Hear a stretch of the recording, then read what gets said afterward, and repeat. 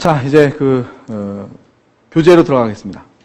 자, 캠벨 교재 보는데 우리가 속성 강의 이렇게 이름에도 있듯이 이거 최소한 제가 20회 정도 분량은 필요하거든요. 사실 이거 약간 세밀하게 좀 본다면. 그런데 TV 과정에 들어가기 전에 전체적으로 훑는다. 좀 필요한 것들을 갖다 엑기스를 좀 뽑겠다. 라고 하면 12회 정도에 끝낼 수가 있습니다. 그래서 2회는 제가 특강으로 뺐으니까 그 특강은 추후에 촬영이 되면 무료 강좌로 듣도록 하시고 이제 10회 안에 또는 이제 한 해 보강 정도를 하면 11회 안에 전체적인 내용을 보는 걸로 할 거예요. 자, 강의 내용은 캠벨 교재 순서대로 가겠습니다. 그래서 이제 제 순서는 아닙니다. 어떻게 보면 제가 공부를 하다 보니까 이런 순서가 좋겠네라고 생각하는 게 있어서 TV 교재에 그 목차들을 이렇게 쭉 적어 놓았는데 이 캠벨 교재라고 하는 것은 각각의 유명한 교수님들이 파트별로 제작을 했거든요.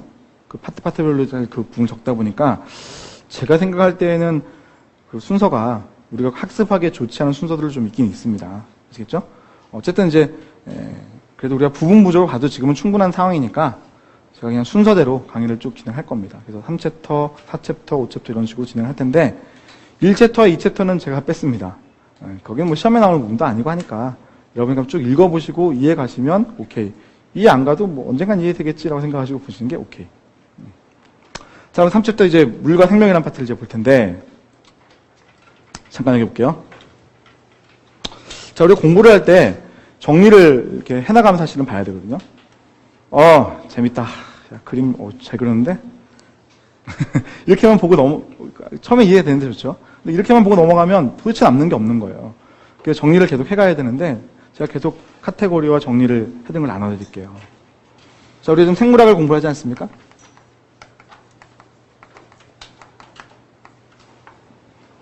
생물학에서 이제 우리가 분자라는 파트를 이제 공부할 거예요. 가장 작은 단위부터 큰 단위로 확대해가는 일들을 할 거니까요. 이게 끝나면 세포라는 파트를 볼 거고. 자, 그 다음에 이제 세포의 구조를 본다면, 그 다음에는 분열을 볼 거고,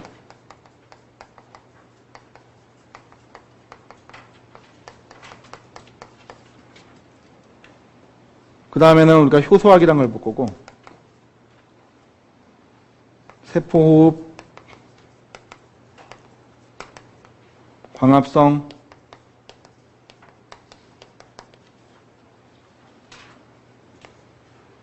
유전학, 분자생물학,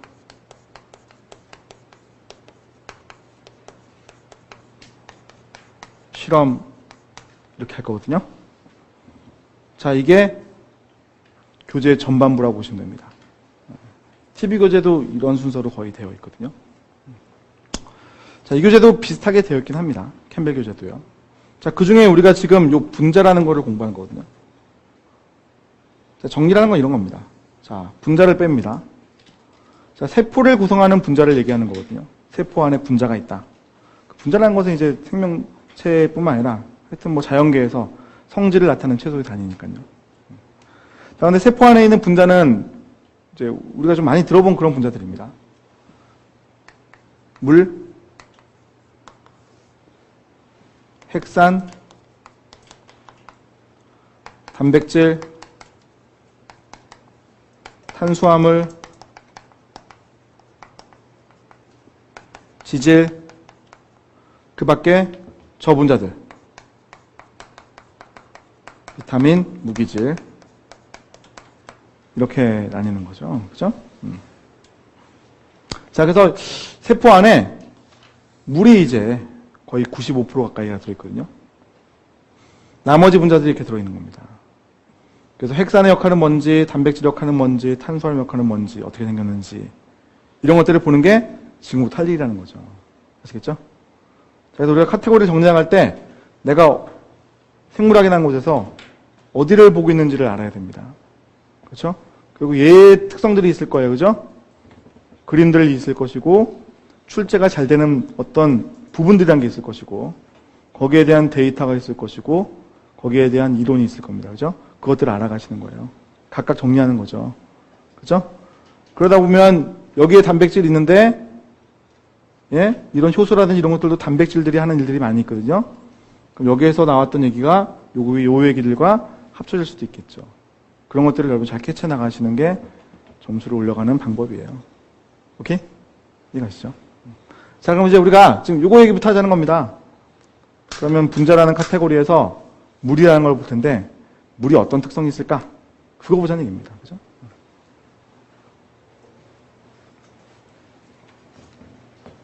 자, 여기 이제 슬라이드 다시 와보시면. 자, 그림 이제 보시면은, 아래쪽에 3-2라고 이렇게 제가 적어놨어요. 그죠? 3-2. 그럼 뭐 3-2번에 있는 그림이고, 그 다음에 아래쪽에 이제 이렇게 레전들도 있는데, 그거는 제가 따로 읽지는 않을 테니까, 여러분이 교재본 참고하면서 보시면 거고요. 그 다음에 여기 이제 뭐 그림이 있는데, 그림 위주로, 제가 처음이니까 또, 그림 위주로 설명을 드리고, 뭐 필기도 좀 해드리고, 하면은, 그때마다 뭐 교재에다 적어도 좋고, 따로 노트를 해도 괜찮고, 하시면서 복습하도록 하십시오.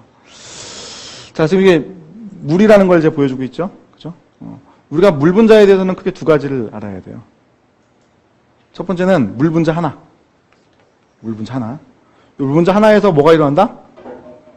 공유결합이 일어난다는 사실이죠. 공유결합. 그래서 물 분자 하나는 공유결합이 일어나가지고 여기 산소 하나하고 수 두 개 이렇게 붙어 있는데 그때 전자를 땡기는 힘이 누가 더 세냐면 이 산소 연석이 전자를 땡기는 힘이 되게 센 거예요. 그러니까 전자가 이쪽으로 이렇게 쏠려가죠. 그죠? 전자가 이쪽으로 몰립니다. 그러니까 이쪽에 전자가 쏠리게 되는 거니까 전자는 음의 전을 갖고 있죠.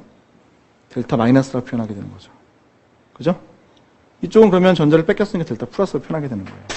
그래서 물 분자 하나가 극성 분자가 되면서 부분적으로 양전하와 음전을 띠게 되는 게 특징이 되는 거죠. 이런 문제를 극성 분자라고 부릅니다. 극성이라고 하는 것은 어떠한 분포나 이런 것들이 다른 걸 말하는 거예요. 여기서는 전자의 분포를 가지고 얘기한 거죠. 그렇죠?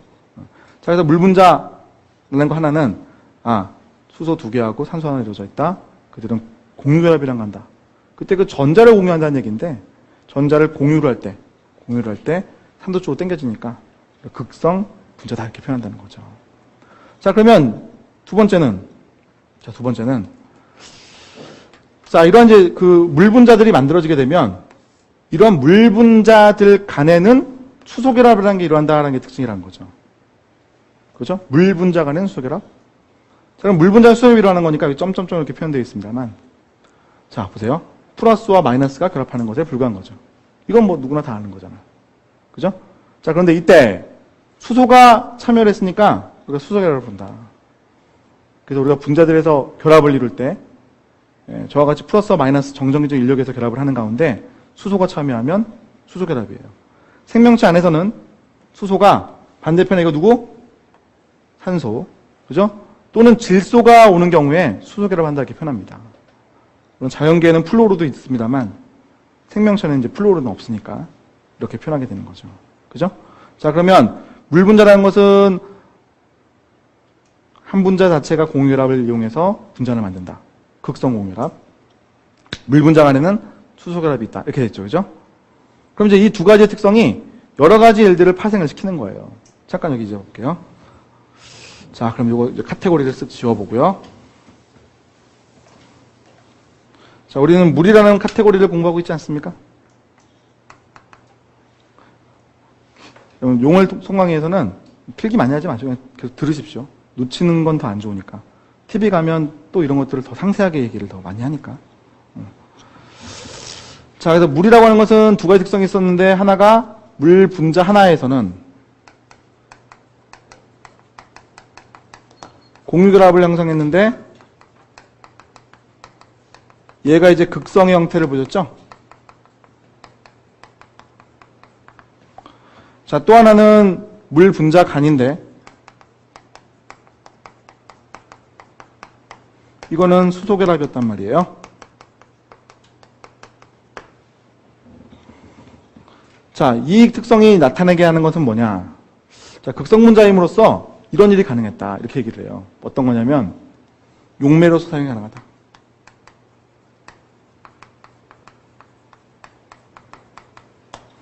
자, 그래서 생명체 안에 세포 안에 물이 많이 들어있는데 얘가 극성이기 때문에 물 자체가 용매로 사용이 가능하다.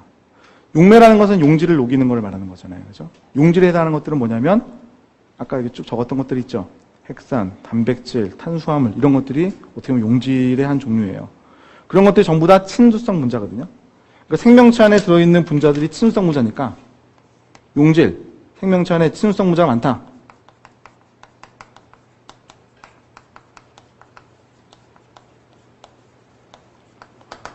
그것 때문에 이거 용매로산 가능했다는 거죠. 그렇죠?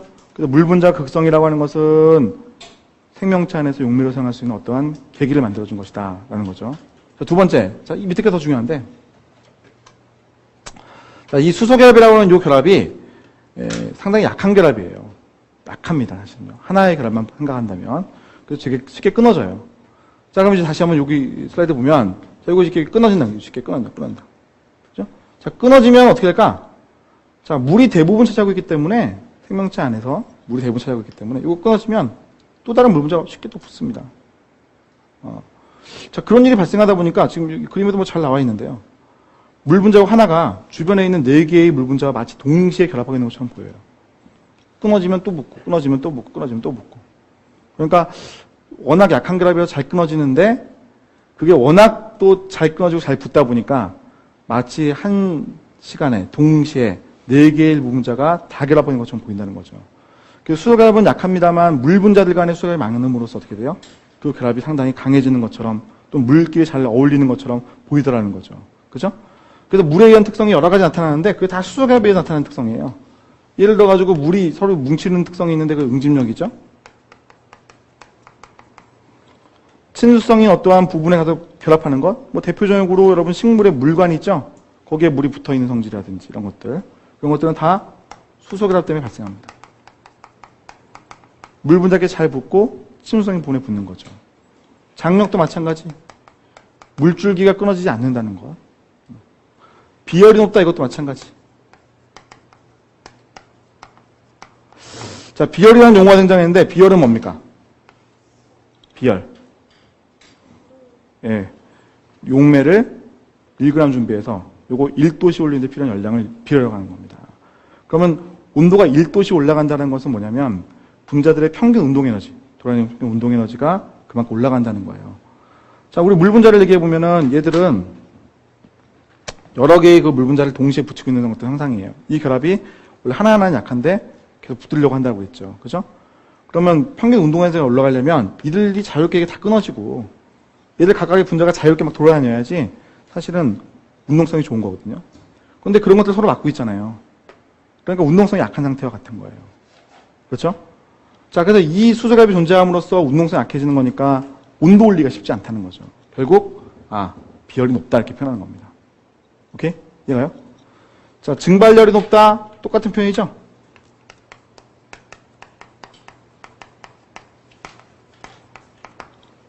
그죠? 똑같은 표현. 온도 변화가 크지 않다.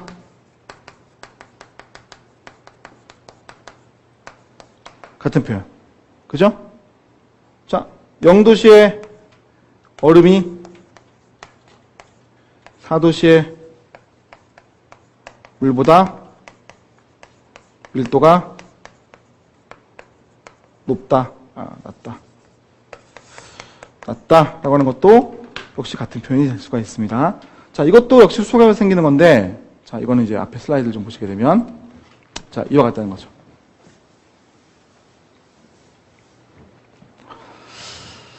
자, 여기 보시면은 그 물 분자들이 서로 간에 탁탁탁 그 어떤 위치를 잘 점유하고 있어요. 수소결 형성을 하면서 잘 점유하고 있습니다. 자, 이게 이제 얼음입니다. 0도씨 상태. 자, 오른쪽에 있는 것은 요거 이제 온도를 올린 거죠. 자, 온도를 올리니까 수소결이 약간은 깨지면서 돌아다닐 수가 있는데 그 물 분자들끼리 서로 수소결을 막 이제 더 형성하려고 하다 보니까 이렇게 오히려 더 이 같은 공간에 더 많이 모여 있어요. 그러니까 밀도가 올라갈 수밖에 없는 거죠. 그죠? 그래서 4도씨의 물 상태가 되면 오히려 분자들의 개수가 한 공간에 더 많아지더라. 그렇죠? 그럼 밀도가 이게 더 낮은 거니까 얼음이 고체임에도 불구하고 오히려 위에 뜨는 거죠. 생명체의 어떻게 보면 탄생 조건이 되는 거예요. 상당히 중요한 요소죠. 그죠? 만약에 얼음이 더 밀도가 낮았다면, 더 높았다면 차곡차곡 다 쌓이게 됐으니까 생명체 어떤 강이나 이런 데도 탄생을 못하게 되겠죠. 그죠? 그래서 이런 특성들은 다 물의 수소결합에서 생겨나는 것이다. 그래서 물이 상당히 중요한, 그 생명체는 중요한 분자인데, 또 지구에도 상당히 중요한 분자인데, 왜 중요하지? 라고 했을 때 이 두 가지의 어떤 특성을 가지고 쭉 설명해낼 수 있다는 거죠. 그렇죠? 이런 것들을 뭐 잘 알고 있으면 되는 거예요. 응? 뭐, 물이 0도씨의 얼음이 4도씨의 물보다 밀도가 더 낮은데, 이것은 물 분자들 간의 공유결합에 의한다. 이런 식으로 질문 나오면 틀리는 질문이죠. 그죠? 그래서 우리가 카테고리를 잘 나눠서 설명할 수 있어야 된다는 겁니다. 뭐를 중요하게 생각하는지. 자, 물은 뭐 그렇게 크게 시험에 많이 나오는 파트는 아닙니다. 자, 이번에는 이제 핵산 쪽으로 갈 겁니다. 자, 우리 파트는 5장으로 벌써 넘어갑니다. 4장은 물에 대한 텍스트 그 정도만 알아놓으시고, 나머지 것들은 여러분 참고로 한번 보시고요. 그 다음에 5장으로 넘어가게 되면, 5장에서는 이제 생체 분자의 구조와 기능 해가지고 얘기들을 하고 있어요. 먼저 중합체에 대한 얘기들을 하고 있습니다. 중합체. 자, 먼저 중합체라는 것의 용어를 좀 우리가 이해할까 하고 봅시다. 자, 보시면 여기 단위체라는 게 있어요. 모노머라고 그럽니다. 모노머. 자, 이 모노머라고 하는 것이 뭐 지들끼리 모노머끼리 결합할 수도 있고, 또는 이제 짧은 중합체를 합해서 약간은 길어진 애에 결합할 수도 있어요. 그 둘이 결합을 할 때 어떻게 돼요? 물 분자 하나 빠져나가면서 붙는다는 거죠. 그죠? 이걸 이제 우리는 물이 빠져나가니까 탈수, 그 다음에 붙었으니까 축합 반응이 이렇게 표현합니다. 자, 이와 같은 방식으로 길어지게 되는 것을 우리는 중합체라고 부릅니다. 중합체. 자, 반대의 효과도 아래에는 보여주고 있어요. 자, 이건 중합체죠? 자, 중합체가 어떻게 될까? 자, 이번엔 쪼개집니다. 자, 쪼갤 때 어떻게 쪼개졌어요? 물 분자가 들어가면 쪼개진 거죠? 자, 무슨 반응? 가수분해 반응이 이렇게 표현하게 되는 겁니다. 자, 그럼 이제 중합체에 대한 게 갑자기 튀어나왔는데 이거 왜 그러냐면, 자, 이제 분자에 대한 얘기를 할 때, 자, 우리 이제 물에 대한 얘기를 했으니까 용질에 대한 얘기들을 지금 할 거 아닙니까? 자, 우리 아까 용질이라는 게 뭐가 있었더라? 핵산. 그죠? 핵산. 자, 핵산이라고 하는 애는 다시 둘로 나눕니다. DNA와 RNA. 자, 그 다음에 단백질. 그 다음, 탄수화물. 그 다음은 지방. 이렇게 나오죠. 그죠? 이렇게. 자, 그럼 여기에서 물을 싫어하는 애 찾아보세요. 누구? 지방. 그죠? 하나만 찾으면 알잖아요. 지방. 얘가 물을 싫어하는 애들이죠. 그죠? 그래서 얘들 우리가 소수성이라 이렇게 부르기도 합니다. 비극성 문자라고 부르기도 하고요. 극성을 띠고 있지 않다. 전자 골고루 퍼져 있기 때문에 그래요. 자, 위에 있는 애들은 전부 다 친수성입니다. 극성 문자, 물과 친하다, 어울릴 수 있다. 이런 애들이 이제 위에 다 적혀 있는 애들이에요. 자, 그렇다면 우리가 물 속에 지방이라는 애를 딱 넣게 되면, 예를 들어 중성지방, 또는 뭐 인지질, 또는 뭐 스테로이드, 이런 애들인데, 지들끼리 어떻게 될 것 같아요? 뭉칩니다. 모이죠. 그죠? 지방. 오케이? 근데 이런 애들은 물속에 넣었다고 해서 모일까요? 만약 설탕을 갖다가 물에 넣었어요. 설탕은 물과 친합니다. 잘 녹죠? 설탕끼리 모입니까? 안 모이잖아요. 똑같죠? 자, 그래서 DNA를 넣는다고 한들, DNA가 없어지는 건 아니지만, DNA가 골고루 퍼지죠. 친수성이기 때문에. 그렇죠? 그래서 이런 애들은 서로 모이지가 않는 겁니다. 자, DNA를 이루는 물질, 단위체라고 하는 것들도 서로 모이지 않는 겁니다. 자, 그래서 DNA라고 하는 애들을 우리가 모으고 싶으면 어떻게 해야 될까? 방금 보신 것처럼 중합이라는 걸 해내야 되는 거죠. 중합. 아시겠죠? 그러면 지금 아까 말씀드렸던 이런 애들, 핵산을 포함한 이런 애들은 다 뭘 할까? 중합체를 만들게 되는 거예요. 얘들은 중합시킬 필요 없잖아요. 그죠? 얘들은 뭐라고 할까? 집합체라고 얘기하게 되는 거죠. 좀 감 잡으시겠어요? 자, 그래서 지금 우리가 중합체에 대한 얘기를 본 거예요. 자, 중합체는 어떻게 되는 것들이 중합체라고 그랬어요? 탈수 축합 반응에 의해서 합쳐지는 것들을 중합체라고 했죠. 그때 그 탈축합 반응으로 합쳐진 애들 우리가 단위체라는 표현도 했잖아요. 한 단위. 자, 그래서 단위체라고 하는 것들이 모여서 중합체가 되는 거예요.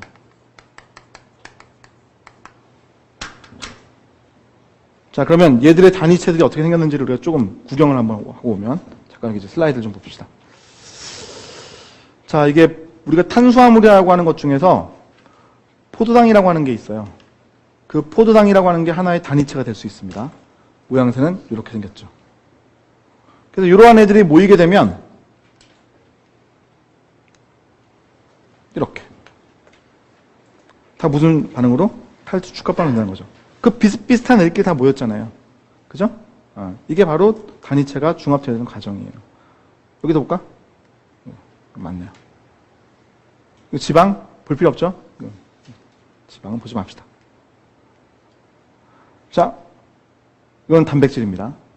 자, 단백질에 여기 하나하나가 이게 다 아미노산입니다. 따로따로 떨어져 있죠? 이런 것들을 우리가 단위체라고 얘기하는 거지. 자, 좀 이따 보세요. 다시 상세하게 들어갈 테니까. 자, 그럼 이 단위체들이 이제 모이게 되면 어떻게 되는 거예요? 이렇게, 탈축합 반응에서 쭉 연결되잖아요. 이런 단위체 하나하나가 연결되죠? 그죠? 이게 바로 중합체죠. 그렇죠? 자, 이번에는 DNA, RNA. 자, 이게 단위체. 이 단위체들이 하나, 둘, 셋, 넷 이런 식으로 탈수 축합 반응을 붙습니다. 그죠? 이게 바로 중합체. 알겠죠? 자, 그래서 지금 보니까 여기 와보시면 DNA를 구성하는 단위체, RNA를 구성하는 단위체, 단백질을 구성하는 단위체, 탄수화물을 구성하는 단위체가 다른 모양이었죠. 그렇죠? 다른 성분들로 이루어져 있지 않습니까? 그래서 이름들도 각각 다르죠. 그죠? 자, DNA를 이루는 단위체를 우리는 DNA 유클레오티드. 자, 영어로는 이렇게 유클레오티드라고 적습니다. 영어 유클레오티드, 한글로 적는 거예요. 자, RNA 유클레오티드 단위체 뭘까요? RNA 유클레오티드. 오케이? 자, 얘들이 합쳐졌다. 중합체 뭐라고 할까? DNA. 되겠죠? 이렇게 하는 겁니다. 자, DNA는 다른 말로 DNA를 쓸 수도 있습니다만 DNA 유클레오티드 결합을 했을 때 폴리라는 말을 쓸 수도 있습니다. 폴리 유클레오티드다. 이렇게 써도 틀린 말은 아닙니다. 잘 쓰진 않습니다만. 얘들끼리 붙었다. RNA 유클레오티드라는 그 모양새 애들끼리 결합했다. 그럼 뭐예요?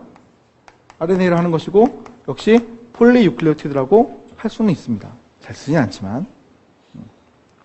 자, 단백질. 단위체라는 것도 있었죠? 이런 애들을 우리가 아미노산이라고 부릅니다. 자, 아미노산끼리 결합을 해갖고 쭉 이어붙어졌다. 뭐라고 부른다? 단백질. 자, 근데 이 단백질이라고 하는 용어는 이거 많이 씁니다. 폴리펩타이드. 폴리펩티드라는 이 표현을 이거는 좀 많이 쓰는 편입니다. 자, 펩티드라는 용어가 이제 등장을 했는데 펩티드라고 하는 것은 아미노산 몇 개가 붙어 있다라는 것을 펩티드라고 불러요. 그래서 지금은 대략 한 20개 정도 아미노산 붙어 있는 것. 아미노산들이 탈수 축합 반응으로 20개 붙어 있어. 그 정도까지는 펩타이드라고 부르는데 우리가 소위 단백질이라고 하는 것은 그보다 훨씬 더 길거든요. 100개, 200개, 300개, 평균 길이 300개. 그러다 보니까 이름을 약간 바꿨어요. 폴리펩타이드다. 그런 펩타이드들이 여러 개 붙어 있는 것 같다 이렇게 표현한 거죠. 자, 탄수화물은 단당류, 모노사카라이드. 자, 얘가 여러 개 붙었다. 다당류.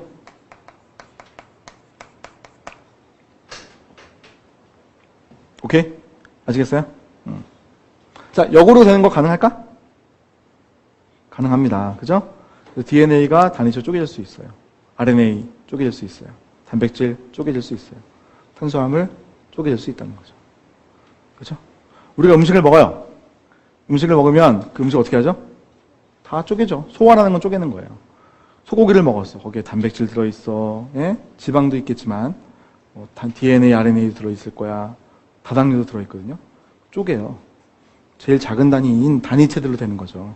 이거를 내가 소장해서 흡수를 해요. 그래서 체내로 갖고 들어와요. 그럼 각 세포들이 그걸 받아들여서 뭐해? 내 걸로 만들어. 자, 소의 DNA인데 소의 DNA 유클레를 쪼갠 거를 내 거, 사람의 DNA로 만들어내는 거예요. 정보는 다르니까 내 걸로 만들어내는 거예요. 아시겠어요? 그런 과정이 끊임없이 사실은 반복이 되어가고 있는 거죠. 오케이? 자, 그러면 그 핵산에서의 DNA, RNA, 단백질, 탄수화물이라는 것이 중합체를 이룬다고 했는데 이 중합체를 이루는 애들 또는 뭐 집합체를 이루는 애들이 좀 자세하게 이제 어떻게 생겨먹은 애들인가, 얘가 어떻게 중합을 하는 거고 중합을 했을 때 어떤 특성이 나타나는가, 이제 그걸 이제 또 우리가 봐야죠. 그죠? 자, 그럼 슬라이드 다시 와보시면 좀 앞으로 다시 넘어갑니다. 자, 그래서 우리 교재에서는, DNA부터 안 줘가지고, 탄수화물부터 얘기를 했으니까, 탄수화물에 대한 얘기를 좀 하고 갈게요. 자, 탄수화물은 뭐 시험에 단독으로 나오거나 이런 일은 흔치 않아요. 사실은 뭐 중요한 내용은 아닌데, 대충 어떻게 돌아가는지에 대한 흐름은 좀 알고 있어야 돼요. 그리고 이제 포인트가 뭐냐면, 그 단당류가 중합을 했을 때, 중합이 된 애들이 있어요. 즉, 다당류라고 부르는 애들이거나, 또는 이당류라고 부르는 애들이 있는데, 걔가 뭐가 어떻게 생겨본 건지, 또 얘가 그 물질이 되었을 때 어떤 일을 하는 건지 정도는 정확하게 우리가 알고 있어야 돼요. 오케이? 자, 그럼 이제 이야기의 흐름상 좀 얘기를 하다가 그 포인트로 넘어갈 거예요. 자, 보면, 자, 포당이라고 하는 게 있는데, 얘는 탄소가 6개짜리 분자예요. 자, 포당이 탄소 6개짜리 분자다. 이건 생물을 공부했다면 다 알아요. 아시겠죠? 그건 꼭 외워야 돼. 자, 탄소가 6개짜리인데 구조는 이렇게 생겼어요. 구조까지는 굳이 안 외우셔도 상관은 없어요. 자, 근데 얘가 물 속에 들어오잖아요? 그럼 요거 화살표 왔다 갔다 했죠? 왔다 갔다 할 수 있는 건데, 사실은 이쪽으로 가는 반응이 훨씬 더 우세해져요. 그래서 거의 95%가 이 상태로 존재를 하게 되는 거예요. 아시겠죠? 그래서 생체 내에서는 포당이 이런 형태로, 고리형의 형태로 존재를 한다는 거죠. 자, 근데 이 고리형 존재를 할 때, 요 그림을 먼저 볼게요. 자, 고리형 존재를 할 때, 얘가 이렇게 알파 포당이라는 고리 형태로 갈 수도 있고, 베타 포당이라는 고리 형태로 갈 수도 있는 거예요. 차이점 한번 찾아보세요. 어디가 차이가 있을까? 예, 색깔 칠해져 있어요. 그죠? 여기 보면 파란색으로, 노란색으로. 그래서 1번과 4번 탄소. 자, 이것도 IUPAC이라고 하는 탄소 번호 넘버링 하는 게 있어요. 여러분 화학 시간에 배우실 거예요. 근데 우리 생물학은 뭐 그렇게까지 자세하게는 안 들어가니까 그냥 우린 번호 있는 대로 할게요. 여기 1번 탄소가 있고요. 2번, 3번, 4번, 5번, 6번 탄소가 있거든요. 그때 1번 탄소와 4번 탄소에 있는 탄소를 주목해서 보시면 되는데, 이 두 개의 탄소에 붙어 있는 OH기가 둘 다 아래 방향으로 되어 있죠. 그러니까 실제 평면의 구조는 육각형의 모습이 이렇게 뉘어 있는 구조예요. 뉘어 있는 구조에서 둘 다 OH기가 아래쪽으로 이렇게 내려가 있다는 거죠. 이런 것을 우리는 알파 포당이라고 부르고, 여기 보시면, 자, 이렇게 뉘어 있는 구조를 생각해 봤을 때, 그 육각형의 평면에서 두 개가 약간 반대 방향에 있는 것을 우리는 베타 포당이라고 얘기를 하게 되는 겁니다. 오케이? 이해가죠? 자, 그러면 이와 같이 되었을 때 알파 포당이라고 하는 애들끼리 연결을 시키는 일이 일어나고요. 베타 포당이라고 하는 애들끼리 연결시키는 일이 일어납니다. 자, 이런 건 왜 그러냐면, 얘하고 만나면 안 돼요? 만날 수도 있겠지. 그죠?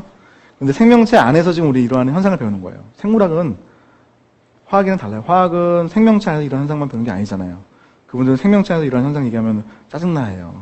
그죠? 근데 우리는 생명체 안에서만 이런 일을 배워야 되는데, 생명체 안에서 일어나는 화학 반응이라고 하는 것은 다 효소라고 하는 단백질들에서 일어나게 되어 있습니다. 그래서 내가 가지고 있는 효소가 어떤 효소가 있으면 그 효소에 의해서 이러이러한 반응들이 일어나는 거예요. 여러분이 화학 시간에 일어나는 일반적인 반응들이 있죠. 그거는 생명체에서 일어날 수도 있는데, 그런 반응들은 대개는 잘 안 일어나요. 반응 속도가 느리거든요. 생명체 안에는 효소라는 것들이 있어가지고 반응 속도를 빨리 하게 해주면서 일을 일으키는 거야. 그러면 알파 포당이라고 하는 것들끼리 붙이는 효소가 있다는 얘기잖아요. 쉽게 말하면. 그죠? 나중에 그 효소 이름 배우게 될 텐데, TV 과정에서는. 자, 베타 포당이라고 하는 애들끼리 결합시키는 효소도 있다는 얘기죠. 역으로 알파 포당끼리 붙어있는 애들을 쪼개는 효소가 있는 거고요. 베타 포당끼리 붙어있는 효소를 쪼개는 애가 있는 거예요. 다 이거 좀 효소에 의해서 일어나는 반응이거든요. 오케이?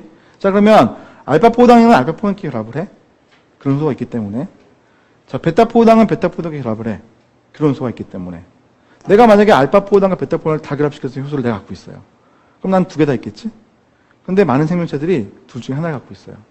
그러면 이렇게 만든 애도 있을 것이고, 이렇게 만든 애도 있겠다. 쪼갤 때도 마찬가지. 이거를 쪼개는 효소를 갖고 있는 애들도 있고, 이걸 쪼개는 효소를 갖고 있는 애들도 있단 말이에요. 각각 다른 반응들이 일어나는 거죠. 자, 이거예요. 자, 이 앞에 있는 이 그림은 알파 포당이라고 하는 애들끼리 결합을 시켜놓은 모습이거든요.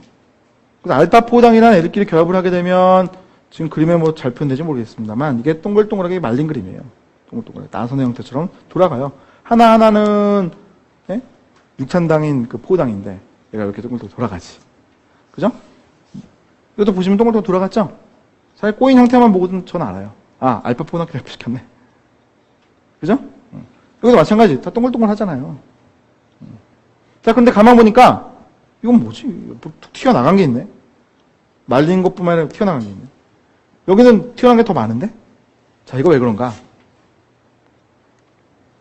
다시 앞으로 좀 와서 얘기를 좀 해보면, 자, 우리 탄소 번호를 가지고 얘기했는데, 요거 몇 번 탄소? 1번. 요거? 4번.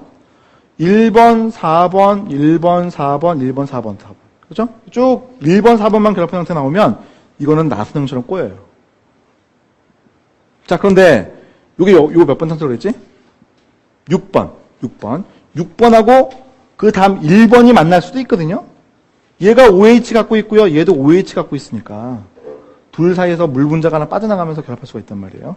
그럼 이게 이렇게 가지를 칠 수도 있어요. 그러면 1번과 6번 탄소 사이 결합이 일어나면서 가지를 친다 이렇게 얘기를 해요. 그럼 여기 다시 한번 그림 보게 되면 이거는 다 뭐예요? 1사 결합만 있는 거죠. 1번과 4번 탄소만 결합하고 있는 모습이에요. 알파 포당이니까 알파 1사 결합. 이거는요.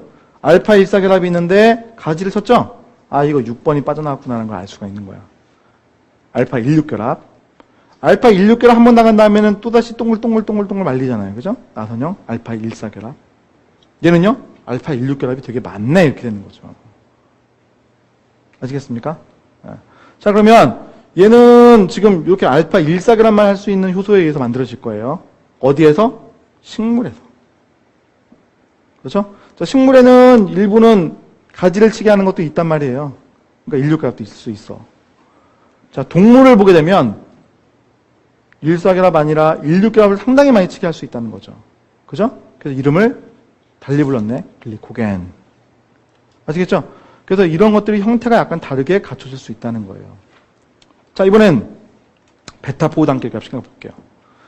자, 베타포단끼리 결합하는 시키는 효소에 의해서 베타포단끼리 결합을 해요. 자, 그럼 이렇게 일렬로 나눠야 돼요. 말리지 않죠. 그죠? 자, 그러면서 지금 그림 뭐 자세히 보시면 이렇게 돼 있어요, 여러분. CH2OH라고 해가지고 6번 탄소가 이건 위로 올라가 있는 그림이고 그 옆에 있는 거 바로 붙은 거 보시면 CH2OH 해가지고 아래로 있는 그림일 거예요. 그래서 아래쪽 위쪽으로 뭐예요? 다 수소결합이라는 것들이 그 옆에 있는 사슬들과 형성하게 돼 있어요. 그럼 이런 실들, 이거 하나는 실이거든요? 단순하게 그리면 이 그림이잖아요. 이 실들끼리 뭐예요? 점선으로 된 수소결합 형성하면서 모일 수가 있어요. 그런 이름을 우리가 섬유소라고 부릅니다. 섬유소. 섬유가 모여있다. 섬유소. 그래서 베타포단끼리 결합을 하게 되면 어떻게 된다? 섬유소를 형성하게 되는 게 특징이다 라는 거죠. 형태학적으로 좀 아시겠어요? 자, 그러면 자 이제 제가 이쪽 다시 와보세요. 자, 우리가 이제 이렇게 필기를 했지 않습니까? 필기를 했는데 이 중에서 탄수화물을 먼저 우리가 배우고 있어요. 그죠? 탄수화물에 대한 정리를 우리가 좀 해야 되잖아요. 정리를 해야 되잖아요. 그죠? 자, 그리고 탄수화물 빼면 지웁시다.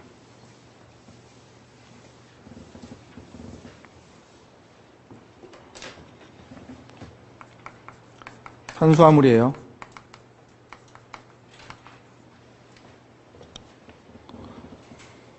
자, 탄수화물이라고 하는 것은 우리 체내에서 에너지원으로 쓰인다. 이거 다 알잖아. 그죠? 에너지원. 자, 탄수화물이 우리 몸에서 몸을 구성한 성분으로 쓰이는 거 모르시는 분도 있을 거예요. 그죠? 그렇게 쓰여요. 탄수화물은 우리 체내에서 에너지원으로 쓰일 수도 있고 몸을 구성하는 체 구성의 성분으로 쓰일 수도 있다는 얘기입니다. 그렇죠? 자, 단당류라고 하는 단위체들이 합쳐진다고 그랬어요. 대표적으로 우리는 포당 가지고 얘기하고 있어요. 그럼 그 포당이 막 합쳐졌어요. 합쳐졌어요. 자, 그랬을 때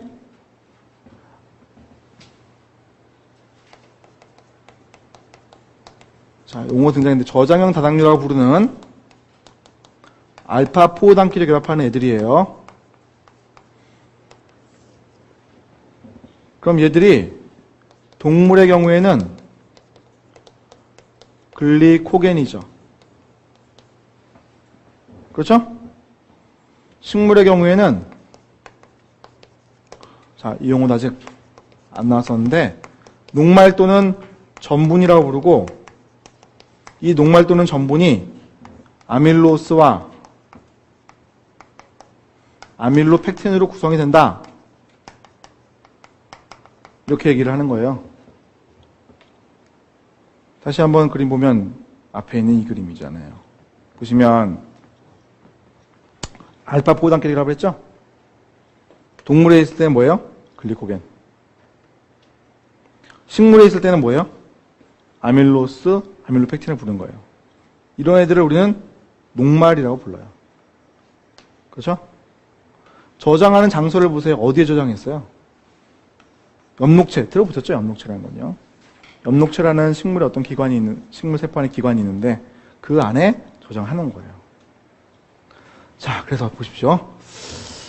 자, 아밀로스, 아밀로펙틴이라고 하는 것들은 이거는 녹말 또는 이런 애들은 전부 다 식물의 엽록체에 정의 되는 것이고요.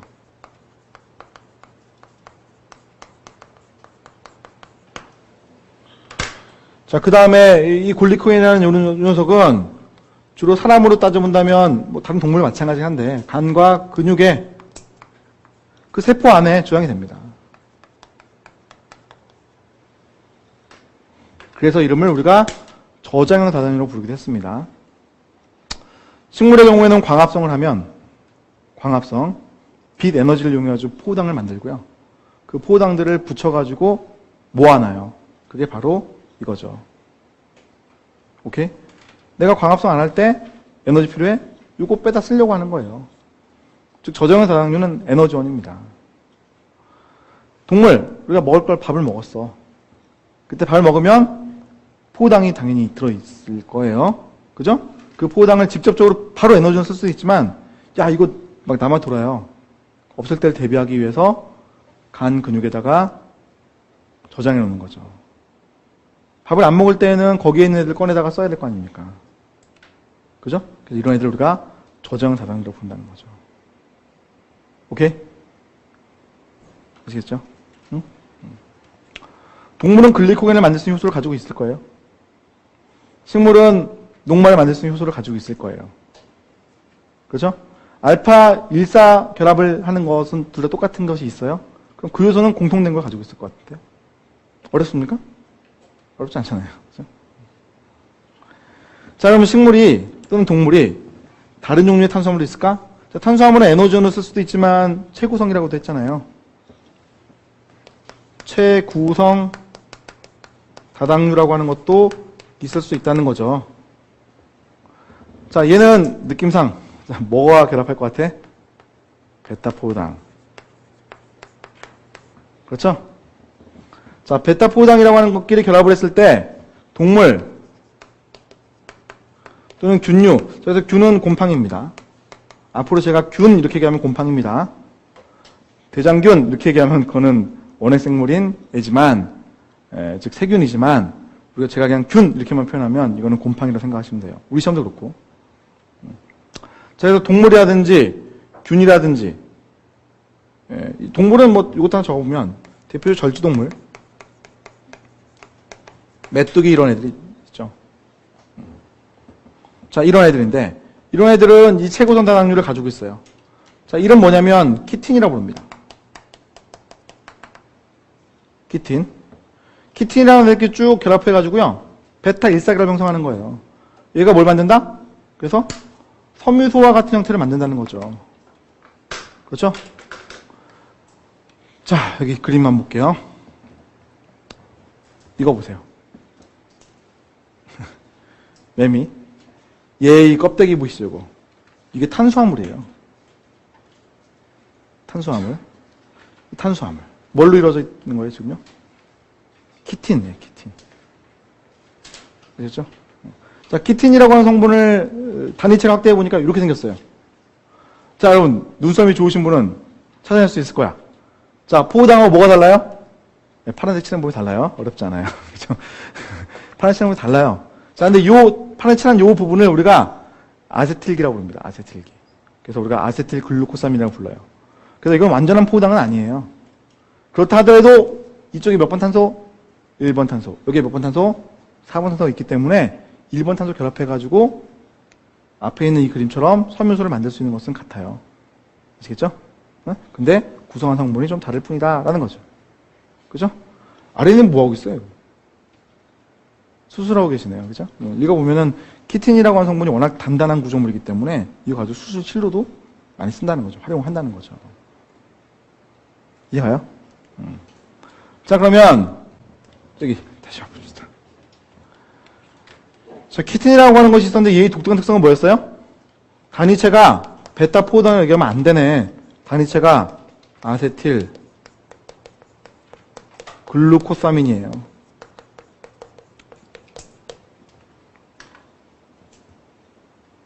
오케이? 그래서 뭐 동물의 경우에 절지동물 방금 보신 것처럼 외골격이라고 하는 껍데기 부분 이런 부분들이 이와 같은 이제 키틴질로 이루어져 있어요. 제가 균이라고 표현했는데 균, 저 곰팡이류는 바깥쪽 그 벽이 세포 벽이 있어요. 세포 벽 부분이 이것이 키틴질로 이루어져 있어요. 지렁이류도 있어요. 지렁이 여러분 배를 막 쓸고 다녀요. 배가 안 까져. 왜 그럴까? 키틴질로 쌓여져 있어 그래요. 그래서 단단한 구조물을 이룰 때는 이와 같은 키틴질이 많이 들어가 있다는 게 특징. 자, 식물은 셀룰로스라고 부릅니다. 자, 셀룰로스라고 하는 것은 식물의 세포벽의 존재를 많이 하는 물질. 이건 식물의 세포벽입니다.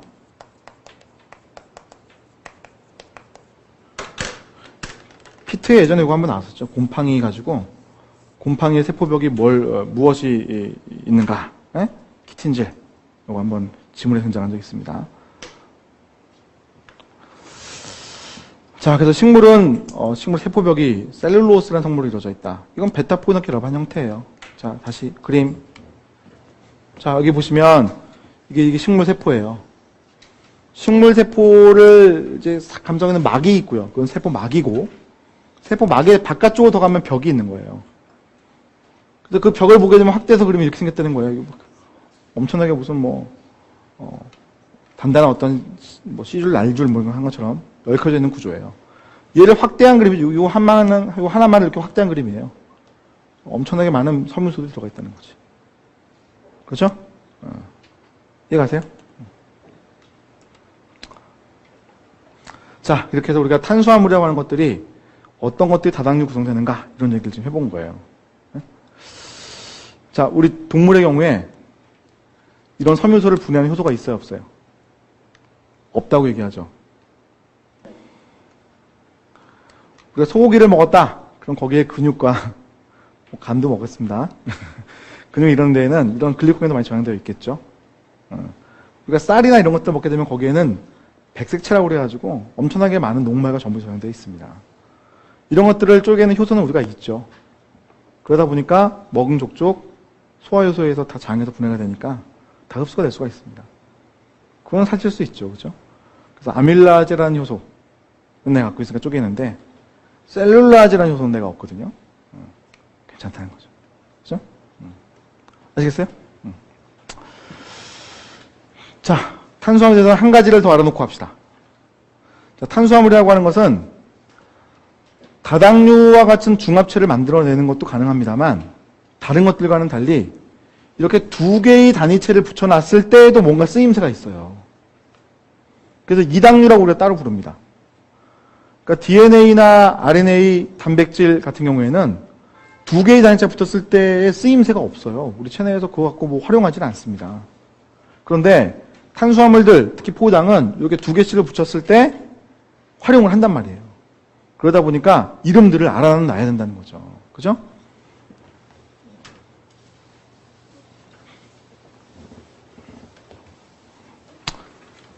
자, 그래서 우리가 단위체와 중합체에 대한 얘기를 하면서 갑자기 끼어들어가는 게 지금 이당류가 끼어들어갔습니다. 다이사카라이드 이렇게 부르죠. 두 개 하면 이렇게 D 또는 다이. 이당류, 당이 두 개 있다. 자, 그랬을 때 엿당이라고 하는 것은 누구와 누구가 만나는 거냐? 이건 알아야 되거든요.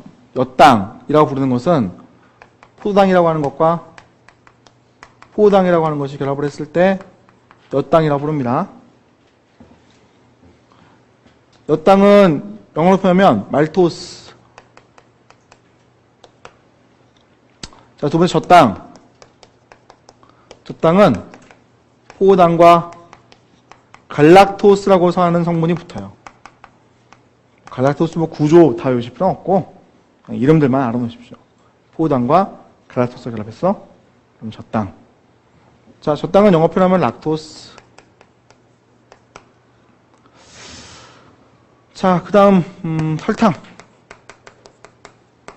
설탕은 포도당과 과당이 결합한 거예요. 그래서 영어로 표현하면 수크로스. 오케이? 이렇게. 그래서 이당류라는 것들이 존재하고 이런 것들이 쓰임새가 있다. 엿당이라고 하는 것은 아까 보셨던 그 엽록체, 백색체 그런 곳에 많이 존재하는 형태예요. 지금 저장의 형태로 많이 있고요. 젖당 이거는 뭐 우유, 모유 그쪽에 이제 많이 들어있는 형태. 자, 그다음에 설탕. 그냥 말 그대로 설탕, 그죠? 그래서 식물들이 자기가 광합성을 한 다음에 잎에서 이제 광합성했을 거 아니에요? 그 다음에 저쪽 열매나 뿌리 쪽으로 양분을 전달하고 싶을 때 체관을 통해 가지고 양분을 전달하거든요. 근데 전달을 할 때 포도당 형태로 운반하지도 않고 녹말 형태로 운반하지도 않습니다. 이 형태로 운반하는 거예요. 그래서 설탕 형태를 우리가 잘 알고 있죠. 그죠? 그래서 이름들과 특성들 정도는 알아야 된다. 자, 이렇게 해서 우리가 지금 뭐 탄수화물을 가지고 얘기를 쭉 해봤어요. 교재에는 제가 말씀드린 그 내용들이 사실은 글로 다 적혀 있을 거예요. 그래서 이 정도의 내용을 우리가 알고 있어야 생물을 이제 할 수 있다 이런 얘기를 하는 거거든요. 그래서 이 정도 내용을 잘 알아놓으시고, 자, 그 다음은 이제 단백질에 대한 얘기로 넘어갈 것 같은데 그 내용을 잠깐 쉬었다가 보도록 하겠습니다. 지방이네요. 잠깐 쉬었다가 지방 보겠습니다.